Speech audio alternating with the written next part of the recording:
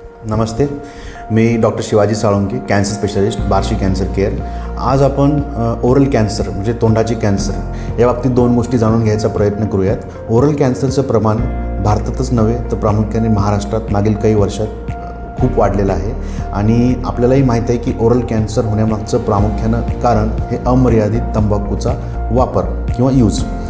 तर ओरल कॅन्सरची कोणती लक्षणं असतात की जेणेकरून आपण त्यांना पकडू शकतो. प्रामुख्यानं सापडणारं लक्षण म्हणजे जिभेमध्ये किंवा गालामध्ये असणारी एखादी जखम जी 3 आठवड्यापेक्षा जास्त दिवस आहे आणि गोळ्या औषधं घेऊन ती बरी होत नाही. त्याचसोबत तोंडामध्ये प्रामुख्याने जिभेवर किंवा गालामध्ये असणारे लाल पांढरे चट्टे जे कालांतराने साईजनं वाढत आहेत आणि ट्रीटमेंट घेऊन ते बरे होत नाही.